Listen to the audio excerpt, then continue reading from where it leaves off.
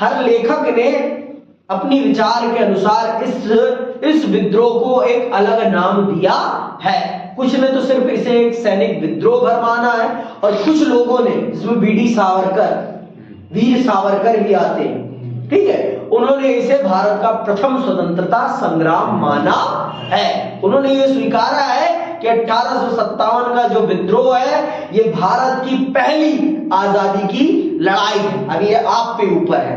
अब आपसे ये प्रश्न पूछा जा सकता है, आप 1857 के विद्रोह को क्या सिर्फ सैनिक विद्रोह मानते हैं या फिर आप इसे भारत की प्रथम आजादी का संघर्ष मानते हैं? तो आप अपने विचार लिखिए। फिर आपको अपने विचार के अनुसार, जो आपने पढ़ा है, जो आपने समझा है, उसके अनुसार अपना उत्तर लिखना पड़ेगा। तो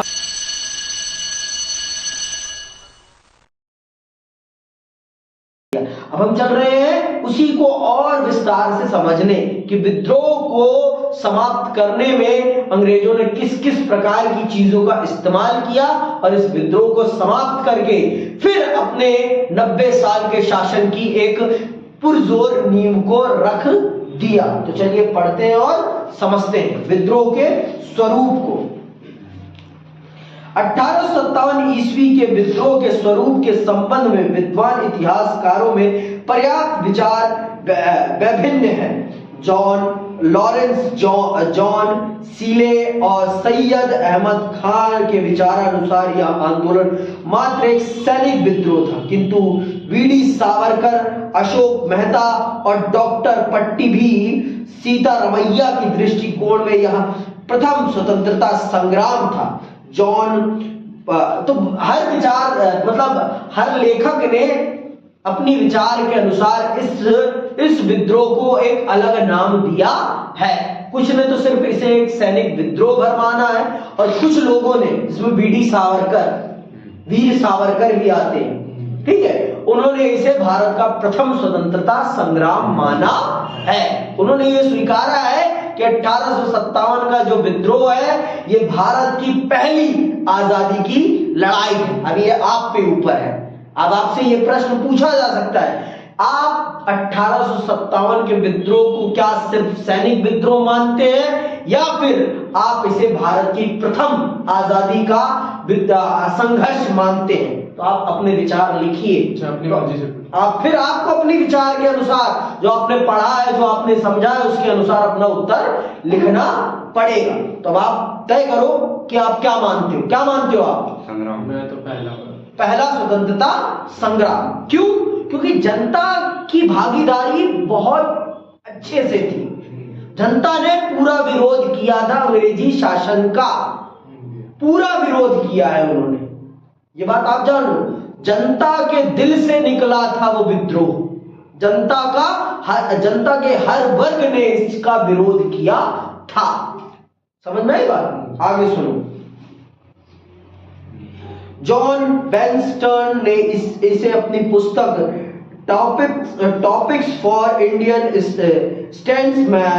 स्टेट्समैन में केवल एक सैनिक विद्रोह नहीं अपितु जन विद्रोह का नाम दिया। डॉफ मेल्सन, जॉन केई एवं चार्ल्स बॉल जैसे अंग्रेजी लेखकों ने भी इस मत का समर्थन करते हुए यह स्वीकार किया कि यह विद्रोह अंग्रेजों को भारत से निकाल बाहर करने का एक सामूहिक अभियान था। इसी प्रकार बेंजामिन डिसलेरी ने भी ब्रिटिश संसद में इसे एक राष्ट्रीय विद्रोह का नाम दिया था। किसी भी निष्कर्ष पर पहुंचने से पहले हमें इन दोनों मतों को भली भांति अध्ययन करना होगा। मात्र एक सैनिक विद्रोह, जिन लोगों ने इस विद्रोह को सिर्फ एक सैनिक विद्रोह माना है, उन्होंने क्या कहा है इसके संबंध में ये सुनते हैं पहले तो। इस पक्ष के समर्थकों द्वारा अपने मत की पुष्टि में निम्नलिखित तर्क प्रस्तुत किए गए। 1857 ईस्वी के विद्रोह की प्रमुख आधारभूमि सैनिकों द्वारा तैयार की गई थी। लगभग सभी स्थानों पर सर्वप्रथम सैनिकों द्वारा ही विद्रोह प्रारंभ किया गया था। विद्रोह का सर्वाधिक महत्वपूर्ण तत्व तात्कालिक कारण चर्बी वाले कारतूसों का मामला था, जिसका प्रत्यक्ष संबंध सैनिक वर्ग से था। ठीक है, ये तर्क दे रहे हैं कि ये एक सैनिक विद्रोह है। तो उसको उसको सिद्ध करने के लिए ये लोग ये तर्क दे रहे हैं कि हाँ इन्हीं कारणों से ये विद्रोह हुआ है, इसीलिए ये विद्रोह सिर्फ एक सैनिक विद्रोह है, ये और कुछ नहीं है। तो जो लोग मानते हैं कि सिर्फ 1857 का विद्रोह एक सैनिक विद्रोह है, वो अपनी बात को सिद्ध करने के लिए इस प्रकार के तर्क देते हैं। ठीक है, वो तीसरा तर्क क्या देते? यद्यपि मुगल सम्राट बहादुर शाह द्वितीय, नाना साहब झांसी की रानी लक्ष्मीबाई और अवध की बेगम हजरत महल आदि ने भारतीय शासक वर्ग का प्रतिनिधित्व करते हुए इस विद्रोह में सक्रिय रूप से भाग लिया। तथापि यह तथ्य अस्वीकार्य नहीं किया जा सकता कि प्रत्येक स्थान पर विद्रोह का प्रारंभ सैनिकों द्वारा ही किया गया था। बैरकपुर, मेरठ, दिल्ली, बनारस, इलाहाबाद, लखनऊ, बरेली, शाहजहांपुर, कानपुर, झांसी, ग्वालियर आदि सभी स्थानों पर विद्रोह प्रारंभ करने में सैनिकों की ही महत्वपूर्ण भूमिका है। मेरठ के ही विद्रोही सैनिकों ने 11 मई 1857 ईस्वी को दिल्ली पहुंचकर वायु वृद्ध मुगल सम्राट को अंग्रेजों के विरुद्ध विद्रोहियों का नेतृत्व प्रदान करने के लिए विवश कर दिया था।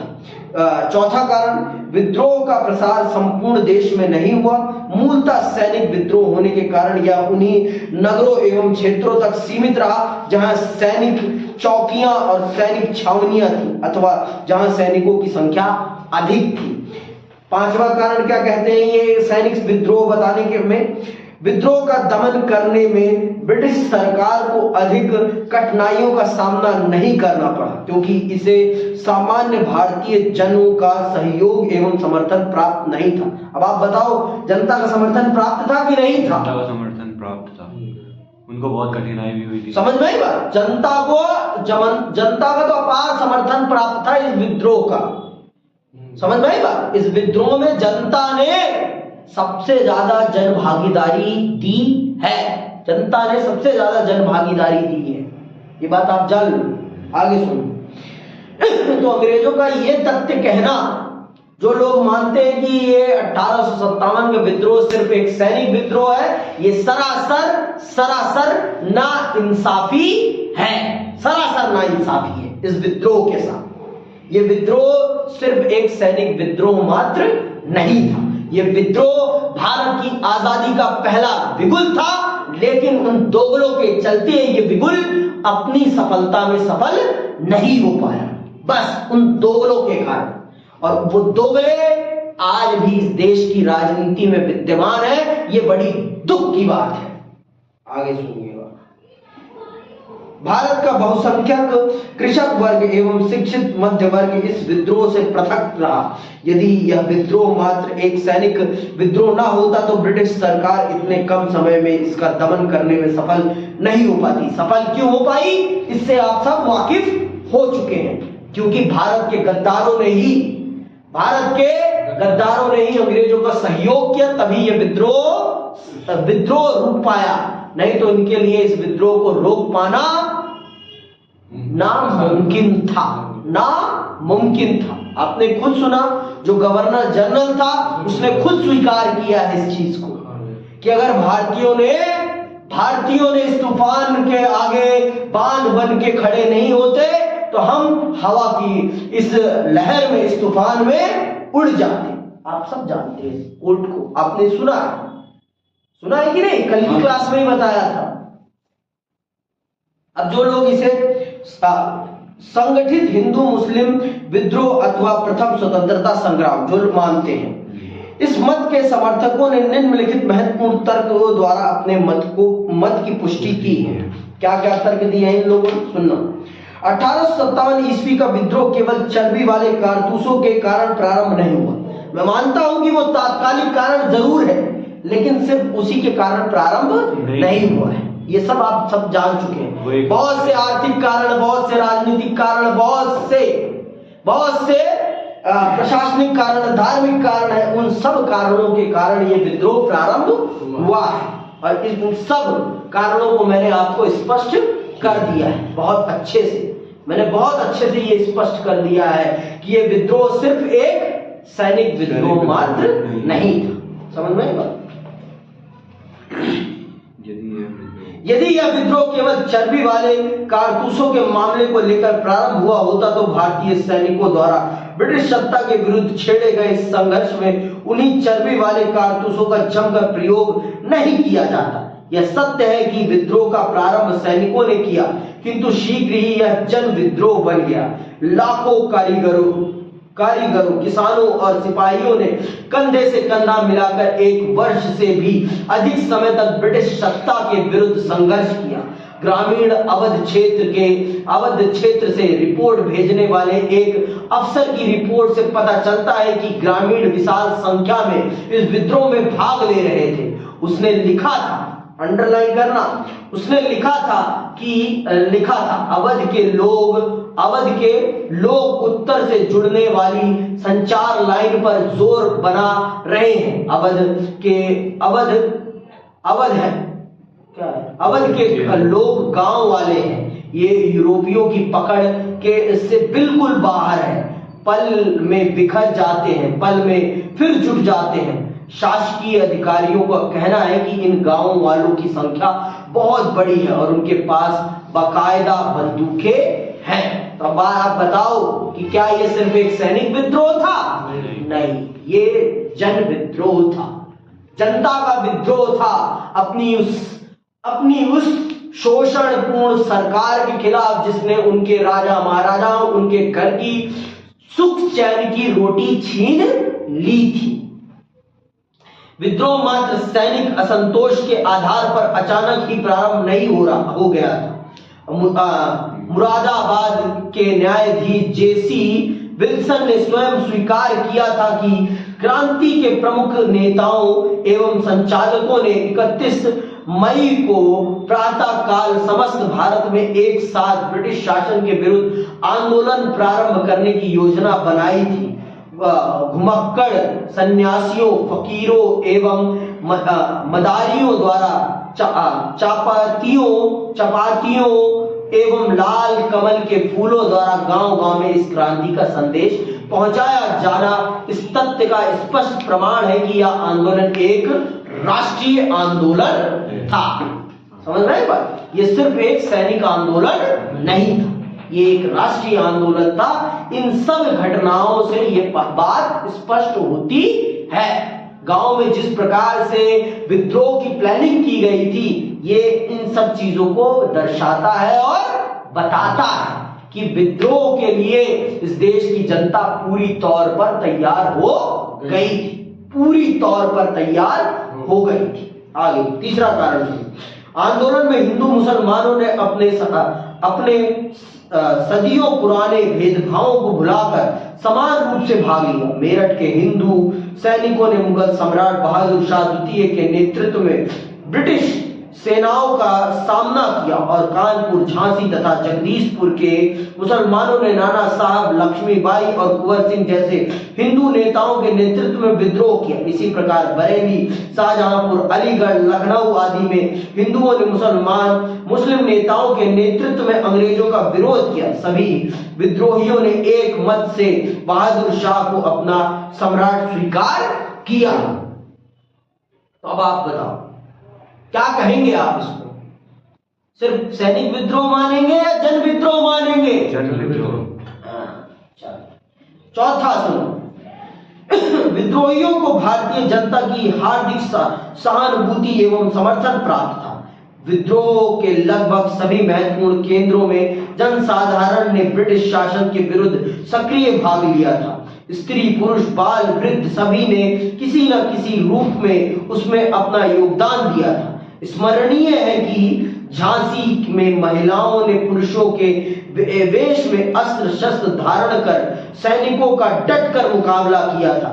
उत्तरी और मध्य भारत में किसानों, कारीगरों, दुकानदारों, मजदूरों सभी ने पूर्ण उत्साह से ब्रिटिश सत्ता के विरुद्ध संघर्ष में भाग लिए। अनेक स्थानों पर सिपाहियों से पहले जनता द्वारा विद्रोह किया गया।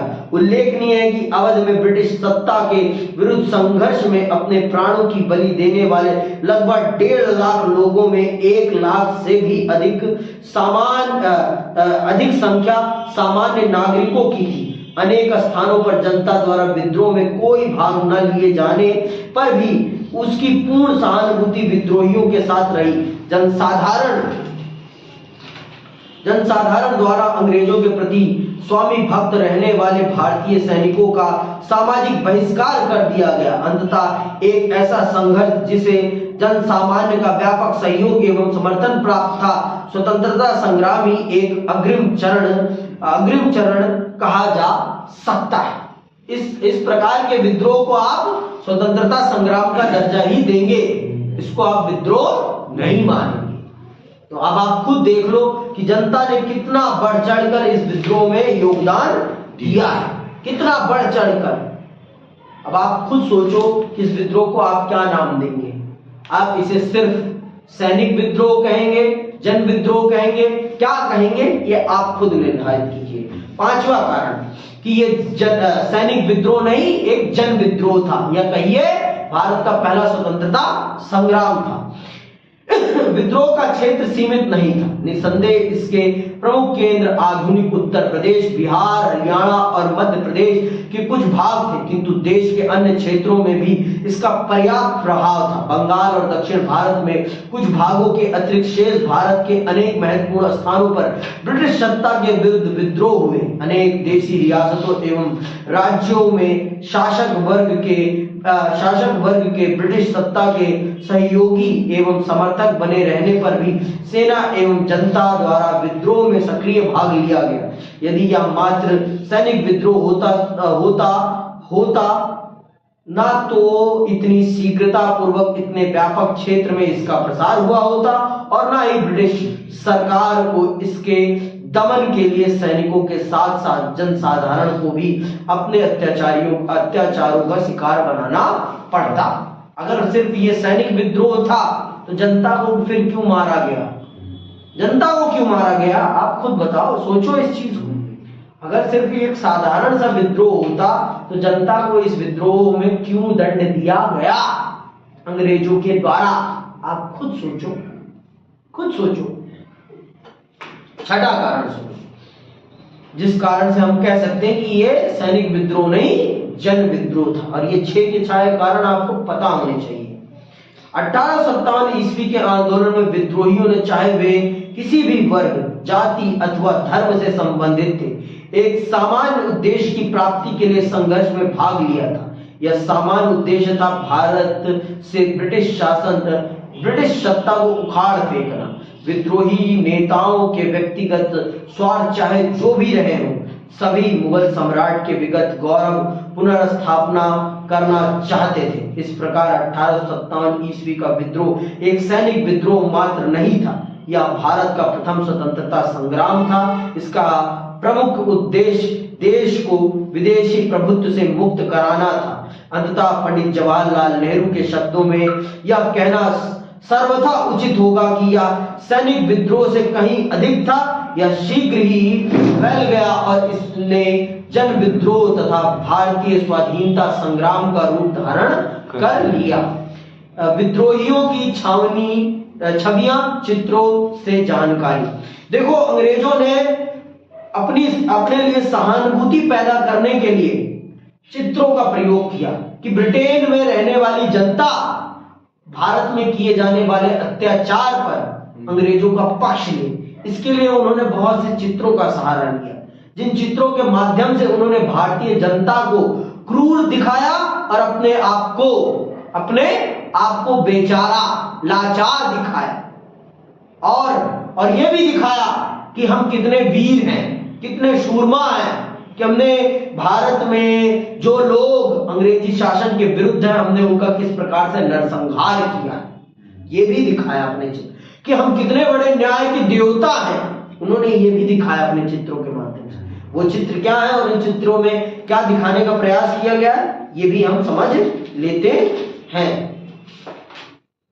1857 ईस्वी के विद्रोहियों की गतिविधियों एवं ब्रिटिश प्रशासकों की दमनात्मक कार्रवाइयों के विषय में जानने के लिए हमें अनेक स्रोत उपलब्ध हैं। औपनिवेशिक प्रशासकों, सैन्य अधिकारियों एवं अन्य अधिकारियों द्वारा भी पत्रों, डायरियों आत्मकथाओं एवं सरकारी इतिहासों से अपने अपने विवरण लिखे गए। इसके अतिरिक्त समय समय पर विद्रोह के विषय में अनेक मेमो एवं नोटिस जारी किए गए तथा परिस्थितियों के आकलन के लिए अनेक रिपोर्टों को प्रस्तुत किया गया। इनमें से अनेक दस्तावेजों का सैनिक विद्रोह रिकॉर्ड्स पर केंद्रित खंडों में संकलन किया जा चुका है। इन सभी में हमें विद्रोह के विषय में महत्वपूर्ण जानकारी उपलब्ध होती है। सुनो, क्या उन्होंने अपने चित्रों के माध्यम से क्या दिखाना चाहा है, आप ये समझ लो। देखो, रक्षकों का गुणगान, रक्षकों का, जिन लोगों ने भारत के विद्रोह को दबाया उन लोगों को रक्षकों के रूप में दिखाया गया है कि जिन लोगों ने जैसे ये द रिलीफ ऑफ लखनऊ, ये जो चित्र है द रिलीफ ऑफ लखनऊ है, इसमें अंग्रेजी सेना नायकों को ये दिखाया गया है कि इन्होंने जनता की रक्षा की है उन विद्रोहियों से, उन अत्याचारी लोगों से। ये आएंगे चित्र और आपको इन चित्रों को परिभाषित करना पड़ेगा कि इन चित्रों के माध्यम से क्या दिखाने का प्रयास किया गया। आएगा, एक चित्र जरूर आएगा। 1857 के विद्रोह में से एक चित्र जरूर आएगा, ये जान लो, और वो भी 5 नंबर में आएगा। और उसके बारे में आपको डिस्क्राइब करना पड़ेगा, या तो चित्र का नाम पूछेंगे या तो चित्र में क्या बताने का प्रयास किया गया ये पूछा जाएगा, तो आपको बताना है। ठीक है, तो ये जो चित्र है इसमें ये बताने का प्रयास, इसमें देखते हैं एनसीईआरटी में से देखते हैं, ज्यादा अच्छा रहेगा। ठीक है, एनसीईआरटी में से देखेंगे तो ज्यादा बेहतरीन समझ में आएगा आपको। ठीक,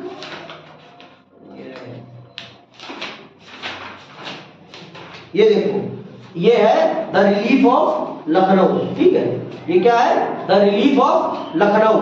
इस विद्रोह, इसमें दिखाने का यही प्रयास किया गया है कि अंग्रेजों ने भारतीय लोगों को विद्रोहियों के अत्याचार से बचाया है, विद्रोहियों के अत्याचार से बचाया है। देखो जैसे लिखा है, रक्षकों का अभिनंदन, भारत की जनता जैसे अभिनंदन कर रही है, स्वागत कर रही है अंग्रेजी सिपाहियों का कि आप आए और हमें इनके जुर्म से बचाएं। उल्टा दिखाया गया है, उल्टा दिखाया गया है। अंग्रेजों को रक्षक के रूप में दिखाया गया। अब आप बताओ, वो रक्षक थे कि भक्षक थे? समझ में आई बात? तो ये पढ़ लेना। और ये चित्र है, इसमें दिखाया गया है कि भारतीय पुरुष कितने कायर हैं कि वो महिलाओं पर, अंग्रेजी महिलाओं पर अत्याचार करें। इसका क्या नाम है, इन मेमोरियम। ठीक है, ये याद रखना इनके नाम। तो इसमें ये दिखाया गया है कि महिलाएं कितनी, ये सारे के सारे इंग्लैंड के चित्रों, इंग्लैंड के, सुन लो, इंग्लैंड के न्यूज़पेपरों में छापा जाता था जिससे कि इंग्लैंड की जनता इस विद्रोह के खिलाफ खड़ी हो और अपनी सरकार को कहे कि सेना भेजो वहां पर और इस विद्रोह का दमन करो, इस विद्रोह को समाप्त करो। समझ आए? तो इंग्लैंड की जनता को इस विद्रोह के पक्ष में खड़ा करने के लिए इस प्रकार के चित्र वहां पर छापे जाते थे, जिससे कि इंग्लैंड की जनता भारत की जनता को ही क्या समझे, गलत। समझ में आई बात? तो ये हो गया जैसे। और एक ये है, ये देखो, ये है, ये देखो, ये वाला, कानपुर में सिपाहियों से अपनी रक्षा करती मिस हिलरी। इसमें दिखाया गया है कि भारतीय सिपाही औरत की इज्जत को लूटने का प्रयास कर रहे हैं और वो अपनी रक्षा बंदूक के माध्यम से कर रही है।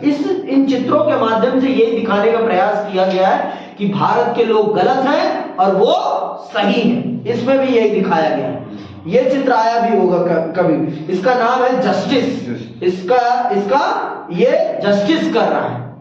यहां पर दिखाया गया है कि भारतीय लोग भारत की जनता पर अत्याचार करते हैं और अंग्रेज ही भारत की जनता को न्याय दिला सकते हैं और कोई भी उनको न्याय नहीं दिला सकता। तो भारत के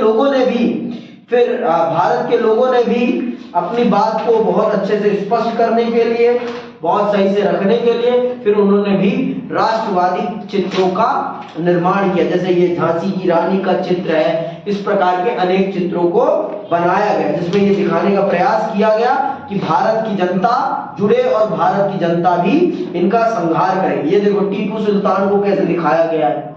टीपू सुल्तान को दिखाया गया कि अंग्रेज सिपाही के आगे वो कुछ भी नहीं है, वो कुछ भी नहीं है, ऐसे दिखाने का प्रयास किया गया है, जो कि कहीं से भी उचित नहीं। ठीक है, तो ये सारी चीजें हमें समझनी बहुत जरूरी है। ठीक है, तो अंग्रेजों ने बनाए तो भारतीयों ने भी जनता को जोड़ने के लिए बहुत से चित्रों को बनाया, जिससे कि भारतीय जनता भी जुड़ सके और इनकी चालों को बहुत अच्छे से समझ सके और इनका संहार कर सके। तो आप पढ़ लेना, यही सारी बातें यहाँ पर लिखी हुई है, कोई खास बात नहीं। इसी के साथ ये चैप्टर समाप्त होता है। जय हिंद, जय भारत।